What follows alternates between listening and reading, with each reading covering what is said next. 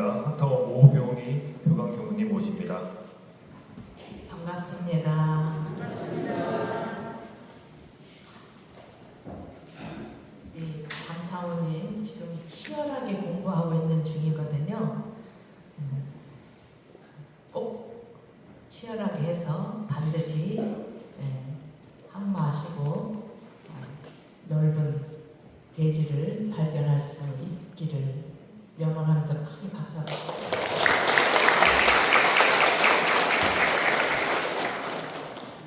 오늘은 일심 공부 두 번째 시간입니다. 일심 공부를 실천해 봐야 되겠다, 그런 생각이 드십니까? 네. 지난번 법회 때 저의 의도는 우리 교도님들이 그래, 그거 일심 공부 그거 나 한번 꼭 해봐야지, 이렇게 동기 유발을 하는 것이 저희 목적이었거든요. 다 동기 유발이 되셨는가요? 동기 유발을 잘 시켜야 이렇게 그 능력 있는 선생이 되는데, 일심이라고 하는 것 한일자 마음심자 그러잖아요. 일심이란 우리 원불교 대사전에 뭐라고 되어 있냐면 온전한 마음 이렇게 되어 있습니다. 일체 사심 잡념이 없이 온전한 마음 상태, 이 말입니다. 양말이 구멍이 나면 그러죠. 이 양말 온전치 못하네, 그러죠? 그러니까 온전하다는 것은 원래 타고난 그 원래의 품성 그대로를 유지하고 있어야 온전하다고 하는 겁니다. 일심 공부라는 것은 마음이 온전하도록 해서 그것을 지키는 공부, 이 말입니다. 저 사람 정신이 온전치 못해, 그 말 하잖아요. 그러니까 우리의 품성을 그대로 보존해야 온전하다고 할 수 있습니다. 우리가 신고 모실 때 마지막 끝날 때 그렇게 하죠. 어떻게 하죠? 일심으로 피온나이다, 이렇게 되어 있습니다. 우리 설명기도 할 때도 그렇게 하잖아요. 그때 이 말은 사심잡념, 일체 번뇌망상, 구멍난 마음이 없이, 마음이 구멍나지 않고 온전한 마음, 그 마음으로 빕니다, 이런 뜻입니다. 일심으로 비옵나이다. 이 일심 공부는 언제 할까요? 수시로 지금 하고 계신가요? 지금 일심으로 저의 말을 듣고 계신가요? 네. 저희 부교무 때, 요즘 부교무들은 수승해가지고 별로 그런지 아는지 모르겠는데, 저희 부교무 때 저만이 아니라 대부분의 불만이 뭐냐면 일하느라고 공부할 시간이 없다, 이게 보통 불만입니다. 저희 때는 휴대폰이 없었잖아요. 이게 큰 교당일수록 항상 전화가 와요. 그럼 전화가 부교무가 쪼르르 가서 받아가지고 그것을 뭐 위에 교무님한테 바꿔드리든지 그 일 처리를 뭐 어떻게 하든지 하루 종일 전화 받느라고 시간이 다 간다, 이런 말도 있었어요. 그러지 손님 오면 지금처럼 다 이렇게 각자가 안 하고 그때는 꼭 응접을 따로 이렇게 해드렸잖아요. 뭐 차를 내든지 그렇게 하고. 꽃꽂이 하면, 꽃꽂이 쉬운 것 같죠? 꽃꽂이 하면요, 꽃 사러 서울은 그래도 가까이 있어요. 남대문 시장에 가서 그 꽃시장을 다니면서 꽃을 골라서 가지고 오면 그걸 다 밑에를 잘라서 물동이에 넣고, 그리고 꽃꽂이를 하고 나면 그 뒤처리, 이게 하루 일입니다. 꽃꽂이가.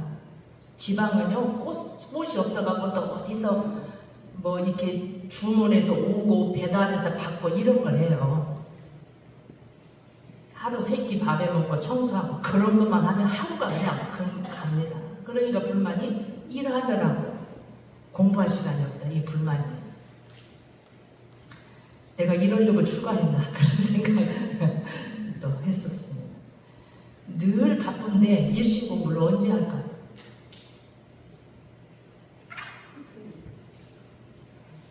우리 그 수행품 17장에 보면 찾아보시라는 거 아니에요. 보시면 일심이 흐트러지시니까 수행품 17장에 우리 회보 본문에 보면 회보를 한번 보세요. 회보는 두 번째 본문 질문자입니다.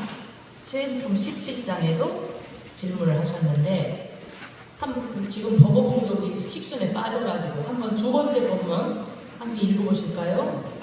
양도신이 사죄했다. 정신이 밝아질 때에는 모든 것을 어느 정도 알 것 같은데 진묵스님처럼 손가락이 깨어져도 모르는 깊은 상태에 드는 것이나 이산도수하고 폭통하고하는 신통이 되지 않습니다. 그 두 가지는 극히 쉬운 일이라 앞으로 몇 달만 모든 사물을 다 놓고 조용한 곳에서 정말 익히면 곧 되는 것이다. 그러나 이 두 가지가 중생 재료와 연대나 인간 생활하는데 아무 소용이 없다. 동정하는 일심을 여의지 않은 것이 입전이며 그 일심으로서 육근작용에 다른 편을 나타내는 것이 곧 신통이니 입전과 신통을 따로 구할 것이 없다. 정신이 밝아질 때에는 전에 듣고 잊었던 본문이 역력히 기억되며 전에 모르던 것도 알아진 것도 같았습니다. 본문을 들을 때 설사 기억을 하지 않더라도 일심으로 잘 듣고 깊이 이해하면 듣고 바로 잊었다 하더라도 정신이 열릴 때에는 모두 역력히 나타나게 된다. 하울한 하이진이가 정산용사님과 폰타운 양도신 용사님과의 주고받는 문답이었어요. 여기에 진묵스님이 나오죠. 진묵스님이 어땠냐면 7일간 정이 드셨어요. 우리랑 선에 깊은 선에 들어가지고 그 손을 어떻게 이제 처음 어떻게 한 것이 문지방에 이렇게 손을 이렇게 놓고 정이 드셨는가 봐요. 낮과 밤을 구별 없이 정이 드셔서 이게 이제 바람이 부니까 문이 열렸다 닫혔다 이렇게 한 거예요. 열렸다 닫혔다 하니까 손을 이렇게 문지방에 대니까 열렸다 닫혔다 하면서 손이 찌었겠죠. 나중에 7일 정을 마치고 깨어나서 보니까 손에 피가 나고 있었다는 거예요. 그걸 모르고 정에 드셨다 그런 이야기가 있습니다. 이제 그걸 보고 멸진정이라고 해요. 아주 맞아면 일체를 다 놓아버리고 오로지 그 자리에 들어서 손이 아픈지도 모르는 상태가 되는 것이 멸진정입니다.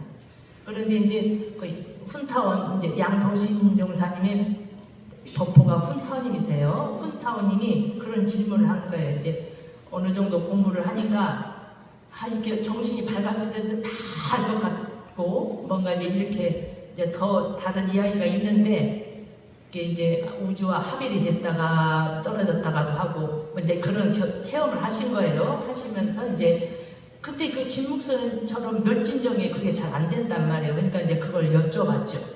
그리고 또 하나가 안 되는 게 뭐냐면 이산도수한다. 산을 옮기고 도수, 물을 걷는다 이 말이니까 배 타고 걷는 건 다 아는 거니까 뭐예요? 물 위를 걷는다 이 말이에요. 이산도수하고 호풍한우, 바람과 비를 부르고 이런 신통은 내가 잘 안 됩니다. 제가 이렇게 했더니 정산종사께서 답하시기를 그 두 가지는 극히 쉬운 일이다 그러셨어요. 앞으로 네가 몇 달만 다 사고 놔버리고 다 그 정만 익히면 그건 그냥 된 것이다. 그거는.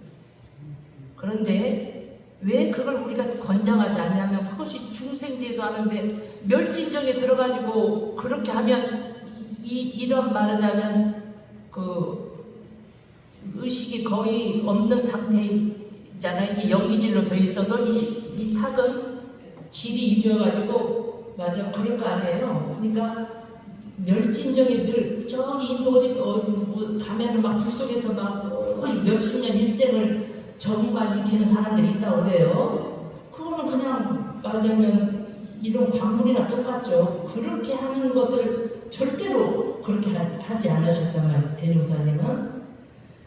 그런 것이나 또 이산 산을 옮기고 배합하고 물건 넣는 것이 무슨 이득이 있냐 이 말이에요. 그게. 그러니까 그것이 인간 생활을 하는 게 아무 소용이 없는 것이다. 요즘까지 과학이 발달하니까 요즘은 저 멀리 있어도 미국에 가 있어도 금방 얼굴까지 바라면서 통화를 하는데 굳이 저 멀리 있는 것을 신통보내 갖고 듣고 막 무리를 걷고 할 필요도 없을 거 아니에요?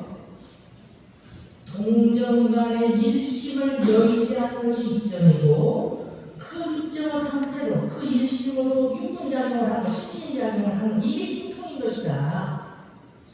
이런 답을 정산정사님께서 주신 겁니다.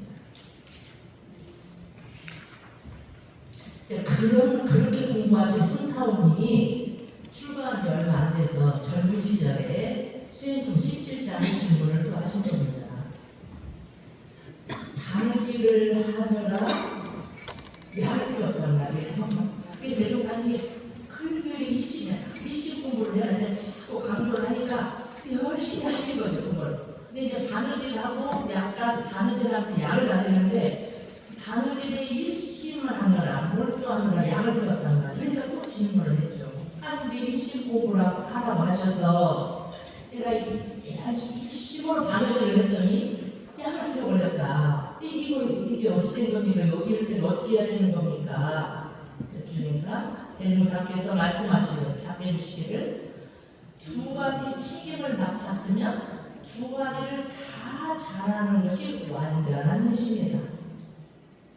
불연한 일심이다. 바느질의 정신이 뽑혀서 표현을 그렇게 하셨어요. 바느질의 정신이 뽑혀서 약을 피웠다면 우리가 게임을 하면 게임에 뽑혀서 옆에 둘러도 모르죠. 바느질의 정신이 뽑혀서 약을 태웠다면 두려한 일심이 아니라 완전한 일심이 아니라 온전한 일심이 아니라 조각난 마음이다. 이렇게 하셨어요. 이제 나중에 찾아보세요. 수행품 17장 본문입니다. 이거는 일심 공부에 대한 우리 원불교의 유명한 일화입니다.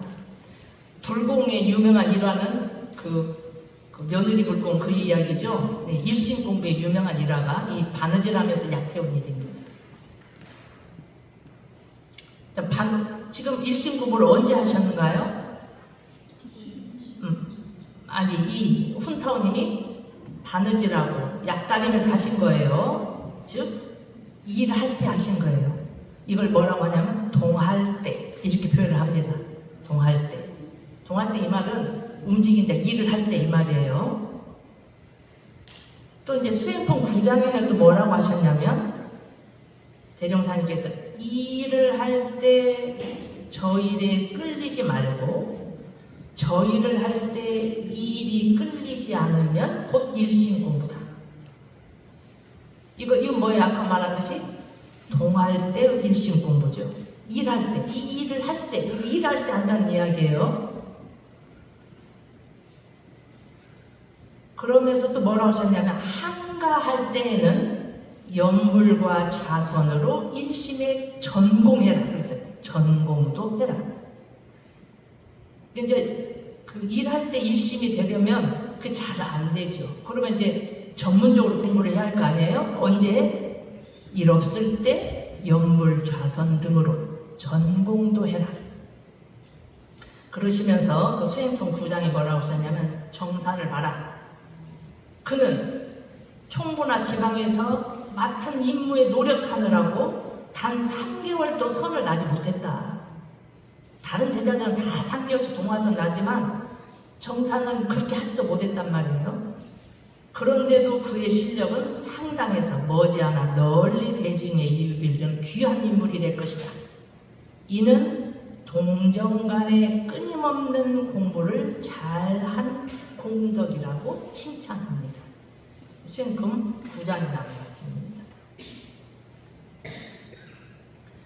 일심 공부를 언제 합니까?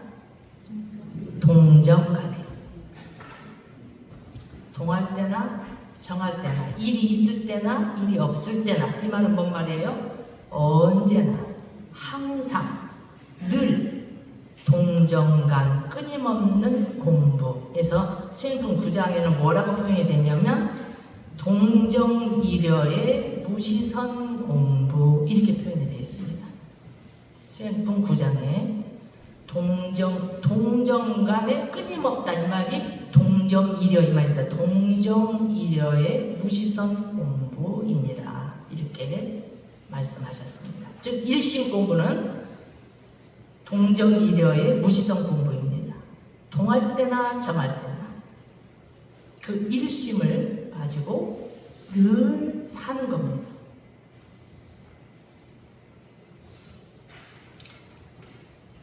내소사가 어디 있는지 아시죠? 내소사가 우리 그 공례정사 변산에 있는 절입니다. 내소사에 예전에는, 지금 모르는데 예전에는 내소사가 굉장히 절이 커가지고 그 수행하시는 승려들이 굉장히 스님들이 많았대요. 그래가지고 하도 많으니까 이제 그 스님들 밥을, 세 끼를 밥을 해드려야 되니까 공양주 스님에게 월급을 줘가면서, 맞아요, 돈을 줘가면서 그 공양주 스님이 일을 하고, 그렇게 이제 사람이 많았답니다.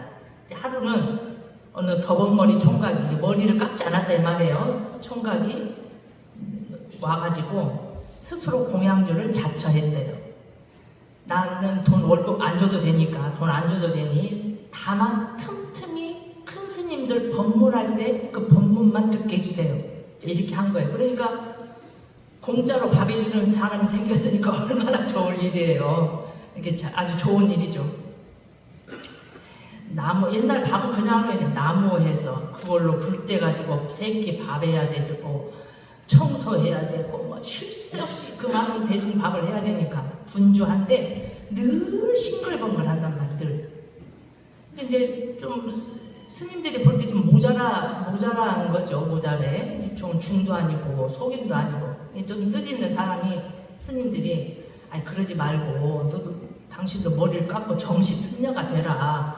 아, 이도저도 아니고 이렇게 살다가 나중에 어떻게 되려고 그러냐, 이제 그렇게 하니까 이 더벅머리 공양주가 내가 일하다가 밭에서 죽으면 밭님자가 나를 치워줄 것이요, 산에서 죽으면 산님자가 치울 것이요, 물에서 죽으면 물임자가 치울 것이 뭐가 걱정이요, 그랬다고 해요. 그리고는 오로지 이제 일을 하는데, 근데 나중에는 대중들이 그나마도 관심을 놓아버리고 저 사람은 좀 모자란 사람이다, 저 사람은 그냥 일해주는, 우리 밥 해주는 사람, 이렇게 잊혀진 거죠. 이렇게 몇 년을 무상으로 이렇게 대가 없이 일을 하다가 어느 날 밥 먹으려고 다 대중이 먹는데 밥이 없는 거예요. 그 공양주가 사라져버렸어. 난리가 났겠죠. 그거 이제 그래 막 난리가 나고 공양주 어디 갔냐, 왜 밥다는 어디 갔냐 했는데 그 대웅전 뒤에서 막 빛이, 방광이 솟아서 가보니까 그 공양주 스님이 앉은 채로 열반에 들었다. 이걸 이제 좌달인망이라고 하죠. 앉은 채로 열반에 들었는데 방광이 솟았다는 거예요. 서기보다 방광이 더 단계가 높습니다. 그제야 공양주가 큰 도인이었음을 알게 되었다. 이 이야기를 대종사님이 그렇게 여러 번 하셨대요. 제자들에게 여러 번 하면서 내소사 공양주의 정신을 닮아라, 이런 당부를 여러 번 하셨답니다. 그는 평생 바쁘게 공양주 노릇만 하느라고 정식 공부는 한 번도 한 적이 없다고 한다. 그러나 항상 낙도 생활을 하면서 수십 년 동안 동정이려 공부를 속 깊게 한 것이다. 그는 큰 도인이었다. 이렇게 여러 번 안내하고 칭송을 하시면서 내소사 공양주의 정신을 닮아라 하셨다고 합니다. 대산종사님 법문에도 이런 법문이 있습니다. 일심 공부는 일하는 가운데 얻는 일심이 제일이다. 우리는 일하는 가운데서 일심 얻기를 힘쓰자. 간단히 얻는 일심 공부는 동할 때나 정할 때나, 일할 때나 일하지 않을 때나 간단 없는 일심 공부는 그것이 바로 불공이 되는 동시에 복과 해가 쌍전이 되는 것이다. 그러니까 내소사의 그 공양주 스님이 그 내소사의 그 온갖 굳은 일을 월급도 없이 대가 없이 무상으로 했으니까 얼마나 많은 공덕이 됐겠어요. 수행승들의 밥을, 그 많은 대중의 밥을 해줬는데 대가도 안 받고 그랬는데 그 일을 하면서 속 깊게 동정간 일심 공부를 했기 때문에 복과 지혜가 쌍전했단 말이에요. 복해 쌍전한 거죠. 우리는 공부하면 일을 못하고 일하면 공부를 못해요. 그러니까 복 지면 지혜를 못 닦고 지혜를 닦으면 복을 못 짓고 그런다는 거죠. 복해 쌍전의 방법입니다. 그런 이야기도 있습니다. 이 공양주 스님이 대종사님의 전신이다. 이 이야기도 있습니다. 대종사님이 우리나라에 이렇게 회상을 피기 위해서 여러 번 다녀가셨다. 정산종사님 그 말을 하셨거든요. 알게도 다녀가시고 모르게도 다녀가셨다. 이 공양주는 이름 없는 사람 모르게 다녀가신 사람 믿거나 말거나입니다. 알게 다녀가신 분 중에 누구 계신 아세요?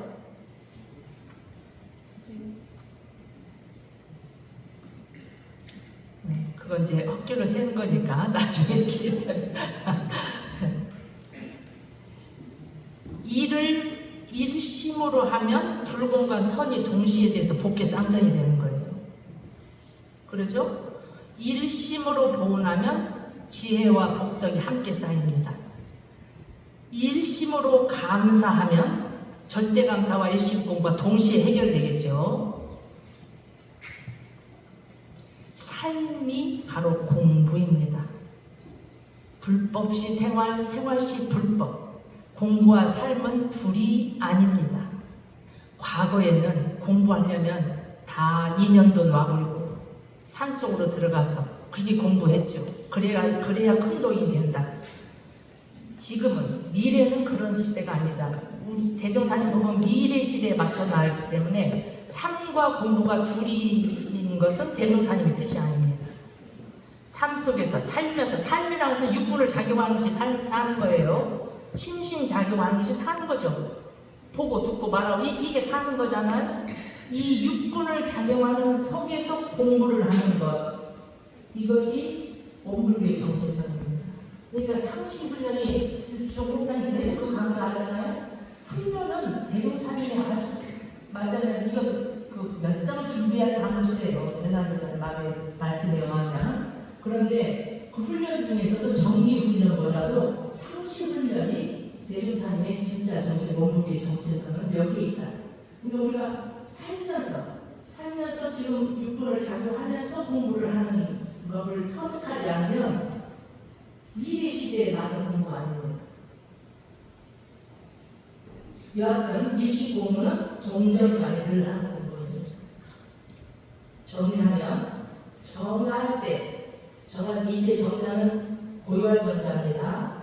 일이 없을 때 일시 공부는 온전한 영불, 자선, 기도, 주문을 외우는 방법으로 해서 온전한 상태를 회복하고 지키는 거고, 동할 때, 일할 때 일시 공부는 그 일할 때 저 일에 끌리지 말고, 저 일할 때 이 일에 끌리지 말고 오직 그 일에 전일하는 것이 일시 공부입니다. 이런 선시가 있어요. 앉을 때는 오직 앉기만 해라. 말할 때는 오직 말만 해라. 일할 때는 오직 일만 해라. 오직 맑은 마음을 지켜라. 그 참 쉽지 않아요. 앉을 때는 앉기만 해라. 그럼 지금 어떻게 하셔야 돼요? 지금 교도님들은 뭘 해야 하시죠? 듣기만 해라. 듣기만 해라. 제일 어려운 게 말할 때 실천이거든요. 이 온전한 마음, 이 온전한 생각, 온전한 정신, 이게 반야입니다. 이 반야신경 늘 배우죠? 반야라는 말을 어떻게 해석할 수가 없어요. 그냥 반야 그대로 하거든요. 반야라는 것은 그런 겁니다.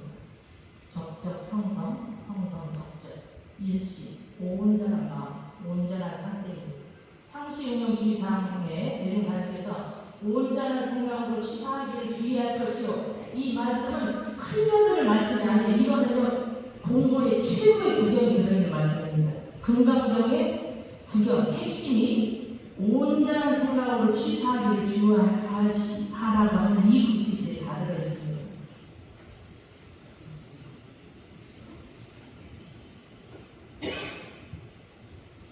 정일성이 여쭙기를 일생을 끝마칠 때 추후의 민령을 어찌하오리까? 천도권 12장에 이렇게 질문했어요. 죽을 때 마지막 마음을 어떻게 해야 됩니까? 한생을 마칠 때 몸을 바꾸는 아주 절대적인 순간입니다. 이때 마음을 어떻게 가져야 합니까? 질문하니까 대종사 말씀하시기를 온전한 생각으로 그치라 이렇게 하셨습니다. 천도권 12장입니다. 온전한 생각으로 그치라. 마음이 온전한 상태 그대로 있어야 말 그쳐야 말 그 마음을 그대로 유지하고 있어요. 일심을 챙겨서 유지해라. 이 공부가 평소에 안 했는데 죽을 때 되겠어요? 되겠어요? 죽을 때? 그리고 나이가 들면 또 정신이 혼미해져요. 혼미해진다고 해요. 전 옛날만 해도 약간 혼미 할 수 있어요.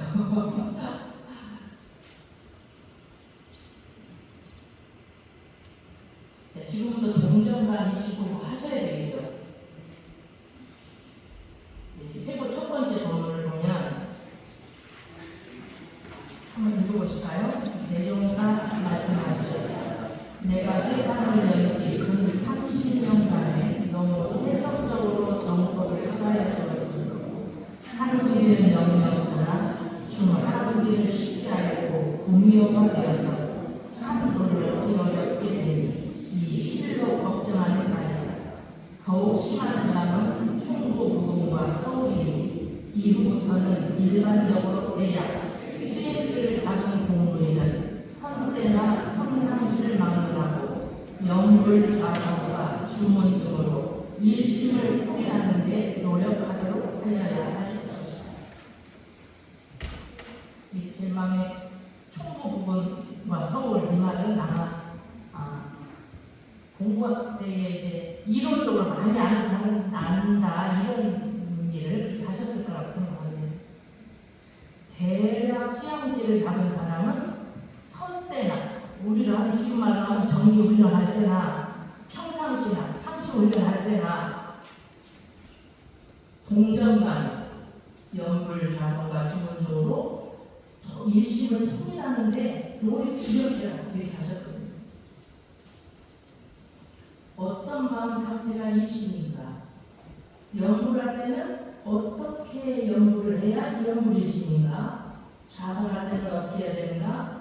설거지 할 때는 마음을 어떻게 하면서 설거지를 해야 설거지일심인가? 말할 때는 어떻게 해야 말할 때 일심인가? 이거요 간단하지 않습니다. 절대. 이것 가지고 몸부림을 쳐야 됩니다. 어떤 일심인가?